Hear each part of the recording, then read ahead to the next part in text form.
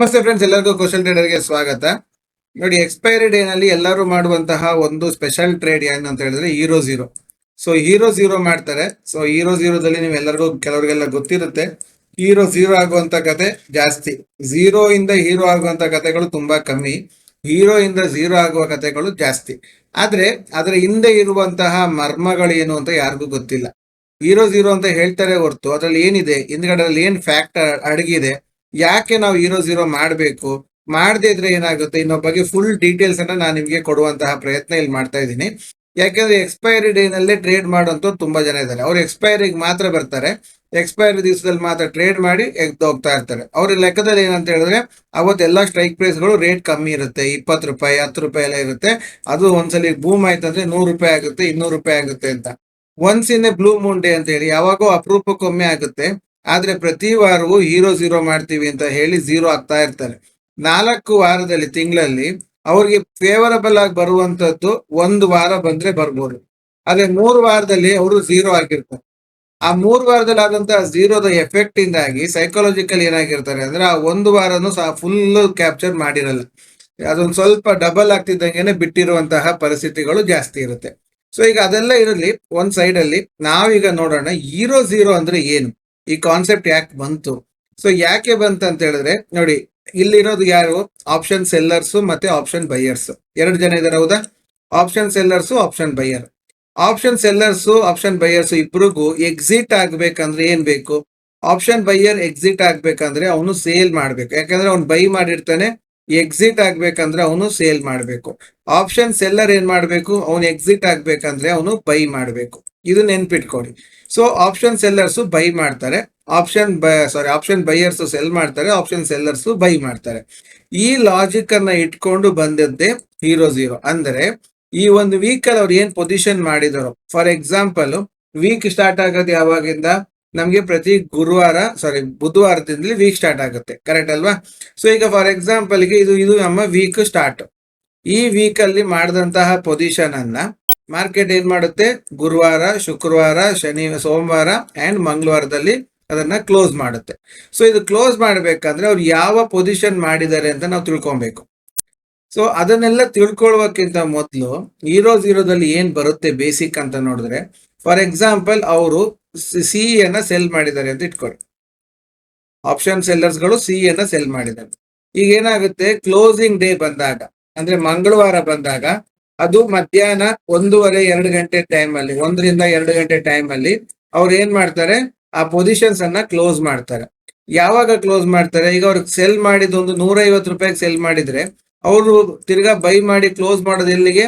Approximate ಆಗಿ 10 ರೂಪಾಯಿ ಇದ್ದಾಗ, ಅಥವಾ ಒಂದು 8 ರೂಪಾಯಿ ಇದ್ದಾಗ, ಅಥವಾ ಒಂದು ಮ್ಯಾಕ್ಸಿಮಮ್ 15 ರೂಪಾಯಿ ಇದ್ದಾಗ ಅವರು ಕ್ಲೋಸ್ ಮಾಡ್ತಾರೆ ಪೊಸಿಷನ್. ಆ ಪೊಸಿಷನಿಂಗ್ ಕ್ಲೋಸಿಂಗ್ ಮಾಡೋ ಟೈಮ್ ಅಲ್ಲಿ ಅವರ ಲಾಟ್ಸ್ ಹೆವಿ ಇರುತ್ತೆ. ದೊಡ್ಡ ದೊಡ್ಡ ಇನ್ಸ್ಟಿಟ್ಯೂಟ್ ಪ್ಲೇಯರ್ಸ್ ಗಳದ್ದು ಲಾಟ್ ಹೆವಿ ಇರುತ್ತೆ. ಸೊ ಆ ಲಾಟ್ಸ್ ಹೆವಿ ಇದ್ದಾಗ ಅವ್ರು ಬೈ ಮಾಡಬೇಕಾದ್ರೆ ಅವರೊಟ್ಟಿಗೆ ನಾವು ಸೇರ್ಕೊಂಡ್ರೆ, ಈಗ ಏನ್ ಹೇಳ್ತಾರೆ, ಇವ್ರಿಗೊಂದು ಫಾರ್ ಎಕ್ಸಾಂಪಲ್ ಗೆ ಇವರೊಂದು 100 ಲಾಟ್ ಸೆಲ್ ಮಾಡ್ತಾ ಇದ್ದಾರೆ ಅಂತ ಇಟ್ಕೊಳ್ಳಿ. ಅದೇ ಟೈಮಲ್ಲಿ ನಾವು ಒಂದು 20 ಲಾಟ್ ಇಟ್ಕೊಂಡು 10 ಲಾಟ್ ಇಟ್ಕೊಂಡು ಕೂತಿದ್ವಿ ಅಂತ ಆದ್ರೆ, ಇವರ ಸೆಲ್ಲಿಂಗ್ ಜೊತೆಗೆ, ಇವರ ಬೈಯಿಂಗ್ ಜೊತೆಗೆ, ಇವರ ಪೊಸಿಷನ್ ಕ್ಲೋಸಿಂಗ್ ಜೊತೆಗೆ ನಾವು ರನ್ ಆಗ್ತೀವಿ.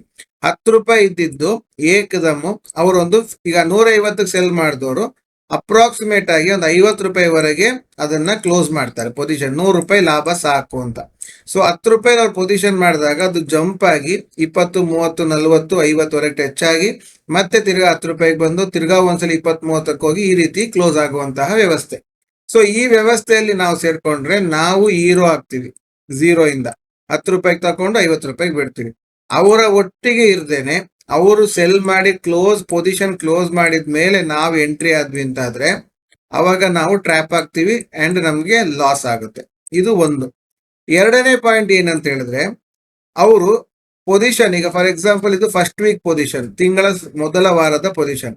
ನೆಕ್ಸ್ಟ್ ವೀಕ್ಗೂ ಅವ್ರು ಅದನ್ನ ಕ್ಯಾರಿ ಫಾರ್ವರ್ಡ್ ಮಾಡಬೇಕು ಅಂತ ಇದ್ರೆ, ಅಂದ್ರೆ ಅವ್ರ ಪೊಸಿಷನ್ ಅನ್ನ ಚೇಂಜ್ ಮಾಡ್ತಾರೆ. ಸ್ಟ್ರೈಕ್ ಪ್ರೈಸ್ ಅಲ್ಲಿ ಈ ವಾರದ ಸ್ಟ್ರೈಕ್ ಪ್ರೈಸ್ ಅನ್ನ ಕ್ಲೋಸ್ ಮಾಡಿ ನೆಕ್ಸ್ಟ್ ವೀಕ್ ಸ್ಟ್ರೈಕ್ ಪ್ರೈಸ್ ಅನ್ನ ತಗೊಳ್ತಾರೆ. ಆ ಟೈಮ್ ಅಲ್ಲೂ ಸಹ ಮಾರ್ಕೆಟ್ ಅಲ್ಲಿ ಅವರ ಪೊಸಿಷನಿಂಗ್ ಟೈಮ್ ಅಲ್ಲಿ ಅದು ಮೂಮೆಂಟಮ್ ಆಗುತ್ತೆ. ಆ ಮೊಮೆಂಟಮ್ ಆಗೋ ಟೈಮ್ ಅಲ್ಲಿ ನಾವು ಇದ್ದಾಗ ನಾವು ಝೀರೋ ಇಂದ ಹೀರೋ ಆಗ್ಬೋದು. ಸೊ ಇದು ಎರಡೂ ಗೊತ್ತಾಗ್ಬೇಕಂತ ಹೇಳಿದ್ರೆ ನಮ್ಗೆ ಏನ್ ಗೊತ್ತಿರಬೇಕು?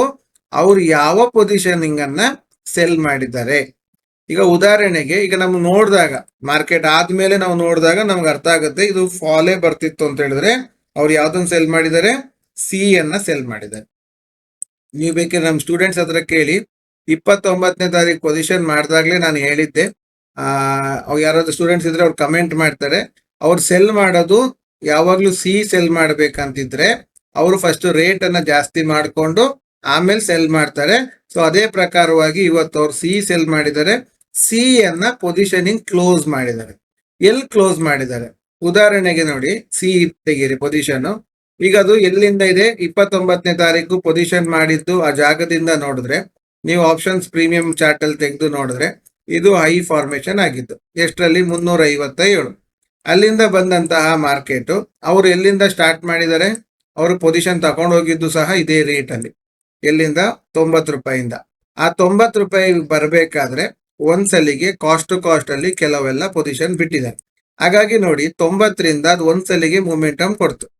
ಅದಾದ್ಮೇಲಿಂದ ಎಗೇನ್ 90 ಬ್ರೇಕ್ ಆದ್ಮೇಲಿಂದ market full and full fall ಅಲ್ಲೇ ಇದೆ. ಸರಿಯಾ? ಈಗ ಲಾಸ್ಟ್ ಕ್ಯಾಂಡಲ್ ಅನ್ನ ನೋಡಿ, ಲಾಸ್ಟ್ ಕ್ಯಾಂಡಲ್ ಎಲ್ಲಿತ್ತಂತ. ಲಾಸ್ಟ್ ಕ್ಯಾಂಡಲ್ ಇದ್ದಿದ್ದು 10 ರೂಪಾಯಿ. 10 ರೂಪಾಯಿಯಿಂದ ಅದು ಕ್ಲೋಸ್ ಆಗಿದ್ದು 32 ರೂಪಾಯಿ. ಇದನ್ನ ನಾವು ಝೀರೋ ಅಂತ ಕರಿಬಹುದು. ನಿಮಗೆ ಗೊತ್ತಿದ್ರೆ ಪೊಸಿಷನಿಂಗ್ ಅನ್ನೋರು ಯಾವುದೇ ಕಾರಣಕ್ಕೂ ಝೀರೋ ಆಗಕ್ಕೆ ಬಿಡುದಿಲ್ಲ. ಒಂದು 10 ರೂಪಾಯಿಲಾದ್ರೂ ಇದು ಕ್ಲೋಸ್ ಆಗುತ್ತೆ ಅಂತ ಗೊತ್ತಿತ್ತಂತಾದ್ರೆ ನೀವು ಅದನ್ನ ತಕೊಬಹುದು, ಅದು ನಿಮ್ಗೆ ಝೀರೋ ಬರುತ್ತೆ. ಆದ್ರೆ ಅದನ್ನ ಅಷ್ಟನ್ನು ಮಾತ್ರ ನೋಡಿದ್ರೆ ಆಗ್ಲಿಲ್ಲ, ಅದ್ರೊಟ್ಟಿಗೆ ನೀವು ಸ್ಪಾಟ್ ಅಲ್ಲೂ ಯಾವ ಲೆವೆಲ್ ವರೆಗೆ ಅವ್ನು ಹೋಗ್ತಾನೆ ಅನ್ನೋದು ನಿಮಗೆ ಗೊತ್ತಿರ್ಬೇಕು. ಓಕೆನಾ? ಈಗ ಫಾರ್ ಎಕ್ಸಾಂಪಲ್ 26,000 ಅನ್ನೋದು ಸೈಕಾಲಜಿಕಲ್ ಲೆವೆಲ್ ಅಂತ ನಿಮಗೆ ಗೊತ್ತಿತ್ತಂದ್ರೆ ಆ ಸೈಕಾಲಜಿಕಲ್ ಲೆವೆಲ್ ಎಕ್ಸ್ಪೈರಿ ಟೈಮ್ ಅಲ್ಲಿ ಬ್ರೇಕ್ ಆಗಲ್ಲ. ಸೊ ಆ ಸೈಕಾಲಜಿಕಲ್ ಲೆವೆಲ್ ವರೆಗೆ ಬರ್ಬೇಕಾದ್ರೆ 26,000 ಸಿ ಅದು ಝೀರೋ ಆಗಿರ್ಬೇಕು. ಕರೆಕ್ಟ್ ಅಲ್ವಾ? ಸೊ ಈ 26,000 ಸಿ ಝೀರೋ ಅದಂದ್ರೆ ಹತ್ತತ್ರ ಅಲ್ಲಿದೆ ಅಂತಾದ್ರೆ ನಾವು ಆ ಜಾಗದಲ್ಲಿ ಬಿಲ್ಲಿಂಗ್ ಮಾಡಿದಾಗ ಆ ಬಿಲ್ಲಿಂಗ್ ಇಂದ ನಮ್ಗೆ ಝೀರೋ ಸಿಗುತ್ತೆ. ಅದೇನಾದ್ರೂ ನೀವು ಉಲ್ಟಾ ಮಾಡಿದ್ರೆ ಝೀರೋ ಆಗುತ್ತೆ ಅಂತ ಪುಟ್ ಆಪ್ಷನ್ ತಗೊಳಕ್ ಹೋದ್ರೆ ಆ ಪುಟ್ ಆಪ್ಷನ್ ನಿಮ್ಮನ್ನ ಏನ್ ಮಾಡುತ್ತೆ, ಲಾಸ್ಟ್ ಮೂಮೆಂಟ್ ಅಲ್ಲಿ ಲಾಸ್ ಮಾಡಿಸಿ ಬಿಡುತ್ತೆ. ಯಾಕೆ? ಮಾರ್ಕೆಟ್ ಪ್ರಾಫಿಟ್ ಬುಕ್ಕಿಂಗ್ ಅಂತ ಹೇಳ್ತಾರೆ ಅಥವಾ ಝೀರೋ ಅಂತ ಕರೀರಿ, ಏನಾದ್ರೂ ಆಗ್ಲಿ ಅದು ಅದೇ ರೀತಿಯಲ್ಲೇ ಅವರು ಉಲ್ಟಾ ತಿರುಗಿಸುವಂತಹ ವ್ಯವಸ್ಥೆ. ಓಕೆನಾ? ಸೊ ಇಲ್ಲೂ ನೋಡಿ ಲಾಸ್ಟ್ ಕ್ಯಾಂಡಲ್ ಅಲ್ಲಿ 25,900 ಸಹ ಅದು ಬಂದು ಕ್ಲೋಸ್ ಆಗಿದ್ದು 96ಕ್ಕೆ ಇಳಿದಿತ್ತು. 96ರಿಂದ 132 ವರೆಗೆ 34-40 ಪಾಯಿಂಟ್ ವರೆಗೆ ಸಿಕ್ಕಿತ್ತು. ಇದು ಅವರು ಪೊಸಿಷನಿಂಗ್ ಅನ್ನ ವೈಟ್ ಆಫ್ ಮಾಡುವ ರೀತಿ. ಒಂದ್ ವೇಳೆ ಒಂದೇ ಡೈರೆಕ್ಷನ್ ಅಲ್ಲಿ ಆ ವೀಕ್ ಎಲ್ಲ ಮಾರ್ಕೆಟ್ ಮೂವ್ ಆಗಿದ್ರೆ, ಈಗ ಈ ವಾರದಲ್ಲಿ ಮಾರ್ಕೆಟ್ ಒಂದೇ ಡೈರೆಕ್ಷನ್ ಅಲ್ಲಿ ಮೂವ್ ಆಗಿಲ್ಲ, ಮೇಲೆ ಹೋಗಿದೆ ತಿರ್ಗಾ ಕೆಳಗ್ ಬಂದಿದೆ, ಮಾರ್ಕೆಟ್ ಅದೇ ಜಾಗದಲ್ಲೇ ಇದೆ. ಕರೆಕ್ಟಾ? ಒಂದು ವೇಳೆ ಪೊಸಿಷನ್ ಮಾಡಿದ್ದಕ್ಕಿಂತನೂ ಒಂದೇ ಡೈರೆಕ್ಷನ್ ಅಲ್ಲಿ ಮಾರ್ಕೆಟ್ ಮೂವ್ ಆಗ್ತಾ ಇದ್ರೆ ಆವಾಗ ಅವ್ರ ಪೊಸಿಷನಿಂಗ್ ಕ್ಲೋಸ್ ಮಾಡೋ ಟೈಮ್ ಅಲ್ಲಿ ನಿಮಗೆ ದೊಡ್ಡ ಅಮೌಂಟ್ ಸಿಗುತ್ತೆ. ಫಾರ್ ಎಕ್ಸಾಂಪಲ್ ಈಗ ಅವರು ಅಪ್ ಮೂವ್ಮೆಂಟ್ ಅಲ್ಲಿ ತಗೊಂಡು ಹೋಗ್ತಾ ಇದ್ರೆ ಅದು ಪಿ ಅನ್ನ ಡಿಕೆ ಮಾಡಿರ್ತಾರೆ. ಒಂದು ಸರ್ಟೆನ್ ಟೈಮ್ ಅಲ್ಲಿ ಪಿ 10 ರೂಪಾಯಿ ಆದಾಗ ನಿಮ್ಗೆ ಆ ಕಾನ್ಫಿಡೆಂಟ್ ಇತ್ತು ಅಂತ ಹೇಳಿ ನೀವೆಲ್ಲ ಹಾಕೊಂಡು ಕೂತ್ಕೊಂಡ್ರೆ ಅವ್ರ ಪೊಸಿಷನಿಂಗ್ ಕ್ಲೋಸ್ ಮಾಡೋ ಟೈಮ್ ಅಲ್ಲಿ ಅದು ಹೀರೋ ಆಗುವ ಚಾನ್ಸಸ್ ಗಳು ಜಾಸ್ತಿ ಇರುತ್ತೆ.